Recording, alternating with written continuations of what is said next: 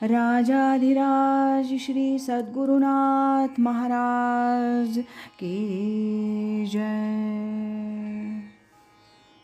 तीर्थस्वरूप परमपूज्य श्री रामराय गोविंद केळकर तथा श्री दासराम महाराज यांच्या वचनांवर आधारित श्री दादांचेच अंतरंग सत्शिष्य ना गोखले यांनी लिहिलेल्या नित्य नवा दिस जागृतीचा या ग्रंथातील आज ऐकूया 23 मे या दिवशीचं चिंतन.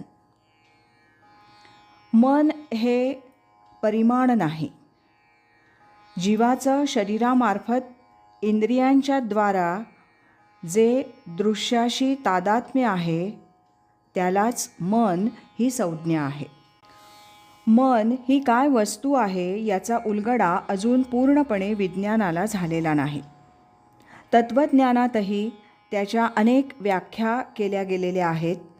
संकल्प विकल्पात्मक मनः. मन हे जड आहे आणि अजडही आहे. मन वायुरूप आहे. जाणीवेची शरीरात होणारी अभिव्यक्ती म्हणजे मन वगैरे वगैरे. मन हे वायुरूप आहे यात शंकाच नाही, कारण मनाच्या निरनिराळ्या अवस्थांमध्ये श्वासोच्छ्वास बदलतो. काही काळ मेंदू आणि मन हे एकच आहेत अशी ही समजूत दृढ झाली होती. त्याचं कारण म्हणजे माणसाच्या भावना म्हणा किंवा वासना विकार म्हणा मेंदूतल्या रसायनांवर बऱ्याच अंशी अवलंबून असतात. रसायनात फेरबदल घडले किंवा घडवले गेले तर त्यात फरक पडतो हे खरंच, परंतु मन म्हणजे केवळ एवढ्या भावनाच नव्हेत तर त्याहीपेक्षा जास्त आहे. माणसाच्या जीवनाला आकार देण्याचं काम मन करू शकतं. मन एव मनुष्याणां कारणं बंधमोक्षयोः किंवा मन करारे प्रसन्न सर्व सिद्धींचे कारण. मोक्ष अथवा बंधन.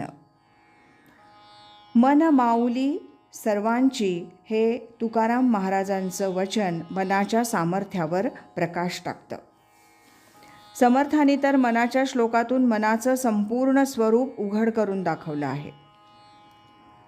अशा या मनाच्या स्वरूपाबद्दल परमपूज्य दादांचं हे आत्ताच आपण जे ऐकलं ते वचन आहे.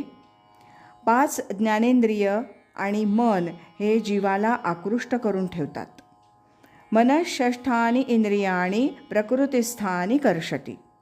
बाहेर दृश्य जगत आहे, शरीरही त्यातलाच एक भाग आहे, जे जीवानं धारण केलं आहे कर्मभोग भोगण्यासाठी. त्याचा संबंध जगाबरोबर आला तर तो काय भोग भोगायचं ते भोगणार ना.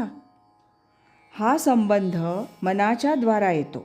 चैतन्याचाच अंश असल्यानं ते दोन्हीकडे म्हणजे जड शरीराची इंद्रिय आणि निर्गुण निराकार असे विषय यांची जोड घालू शकते. अंतःकरणाच्या पडद्यावर दृश्य जगाचं चित्र उमटवण्याचं कार्य मनाचं आहे. म्हणून मन कुठे जाईल ते विचार येतात. मनाचं उन्मन झालं म्हणजे त्यातला जडपणा जाऊन ते जितकं जास्त चैतन्यमय होईल तितकं विषयांपासून परावृत्त होऊन परमार्थाला लागेल असं दिसतं. ही क्रिया घडायला साधन आणि गुरुकृपा या 2 गोष्टी आवश्यक आहेत.